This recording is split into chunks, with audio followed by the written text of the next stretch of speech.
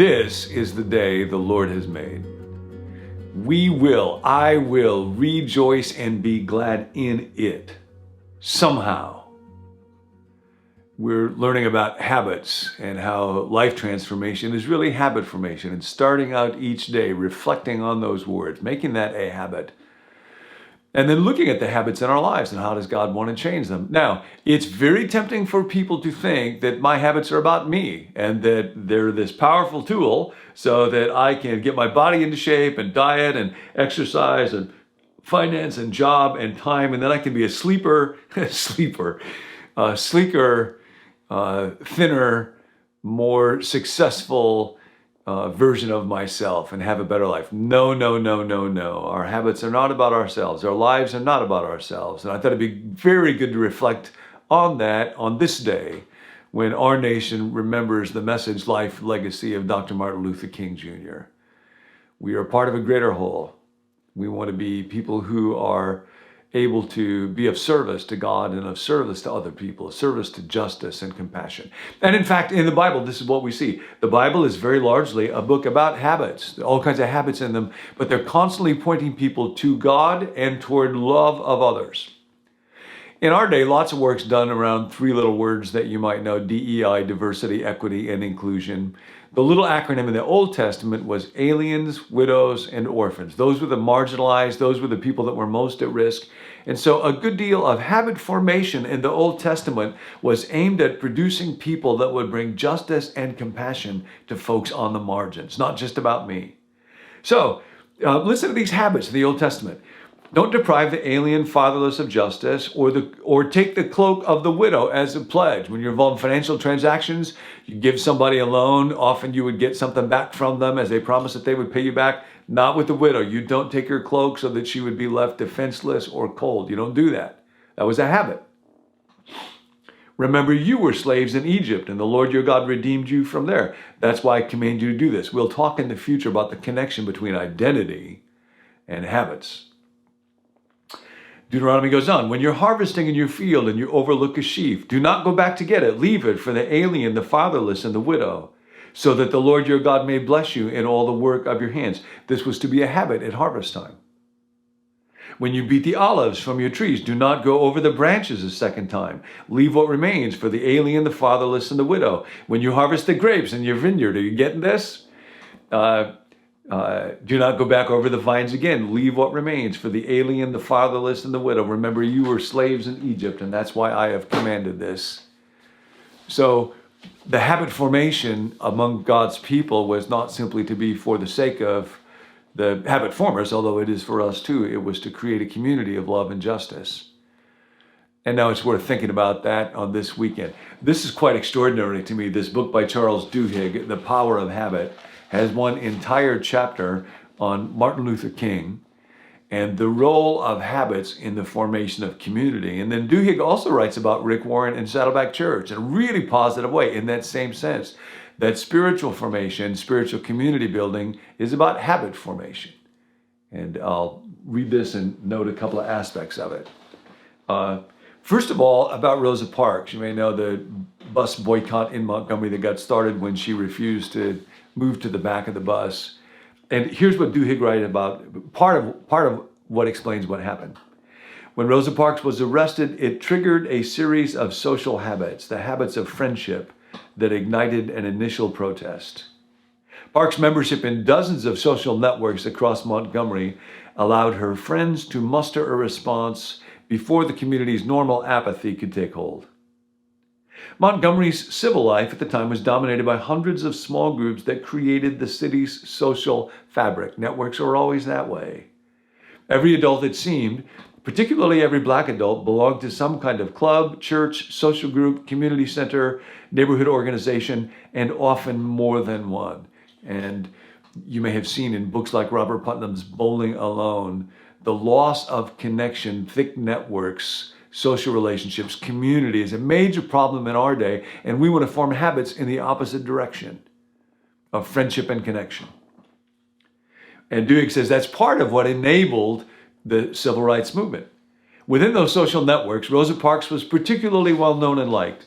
Rosa Parks was one of those rare people of whom everyone agreed she gave more than she got. Her character represented one of the isolated high blips on the graph of human nature, offsetting a dozen or so sociopaths. Now, how would you like to be one who offsets a dozen sociopaths? That'd be a really good thing. He writes about how most of us have just a few close acquaintances who are like us. On the whole, our deepest relationships tend to be with people who look like, earn like, come from similar backgrounds as us. Rosa Parks' friends, in contrast, spanned Montgomery's social and economic hierarchies. She had what sociologists call strong ties, first-hand relationships with dozens of groups throughout Montgomery that usually did not come into contact with each other.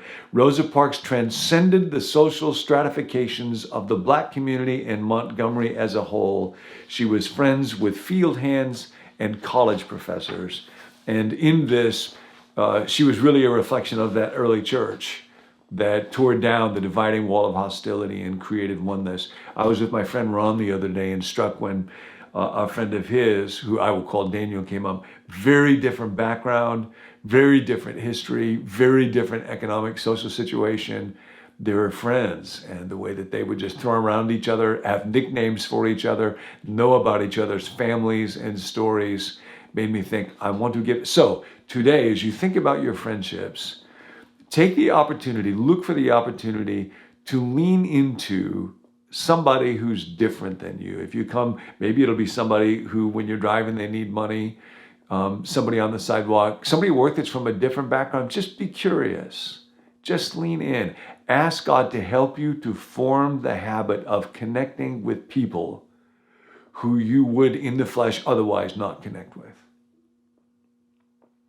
And then one other mention of habits in this very powerful chapter on Martin Luther King. As you might know, King was only 26 when the bus boycott happened in Montgomery. He was new pastor of Dexter Avenue Baptist Church and former head of the NAACP chapter there. E.D. Nixon got Rosa Parks out of jail and asked King, could we have a meeting at your church? And King said, well, brother, I'm not sure I should get involved with this. Let me pray about it. Came back and said, okay, you can do it. Nixon said, well, it's a good thing you said yes, because I've already got at least 18 leaders who are going to be there. It'd be awkward if you weren't. And then this amazing movement began. At one point, King's home is bombed. And nobody was hurt because his family wasn't there. But you can imagine, I can only imagine what it would be like to have that happen. And a crowd gathered, and it would have gotten really ugly. But King began to speak to them about responding in love. Now, that's not a natural instinct when somebody bombs your house and when people hate your race. It came out of habits that had been cultivated by him.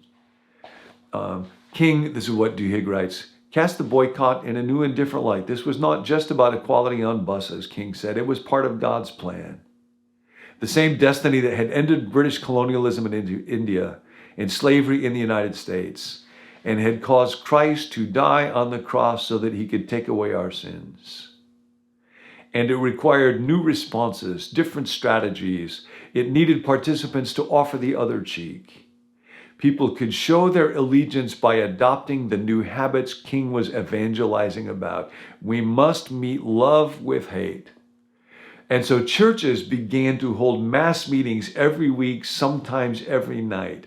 Duhigg writes, much like Alcoholics Anonymous, which draws power from group meetings, where addicts learn new habits and start to believe by watching others demonstrate their faith, so Montgomery's citizens gained a new life and a new set of habits from meeting together and from the teachings, in particular, of Martin Luther King, based on the teachings of Jesus. And I thought I would mention this. Marjorie Thompson, in her book Soul Feast, includes Martin Luther King's rule of life. These were habits that King practiced each day and that he invited other people to reflect on unuse. So you might listen to this and think, what's one of these habits that you would like to cultivate? This is Martin Luther King Jr. Meditate daily on the teachings and life of Jesus. Now, what a good thing that is to do. Remember always that the nonviolent movement seeks justice and reconciliation, not victory. And to live with that, to be after not victory over other people, but justice and reconciliation. Walk and talk in the manner of love, for God is love. Pray daily. Again, this is a daily habit now. To be used by God in order that all might be free. And you might think about your day, and when might I pray that prayer? Observe with both friend and foe the ordinary rules of courtesy. Seek to perform regular service for others and the world. And again, that just becomes a habit. Refrain from violence of fist, tongue, or heart. And then finally, strive to be in good spiritual and bodily health. That was the way of life. Those were the daily habits that were cultivated by Dr. Martin Luther King Jr. Because love is habit forming. Hi, I'm Tim. Thanks for joining us here at Become New for Habits.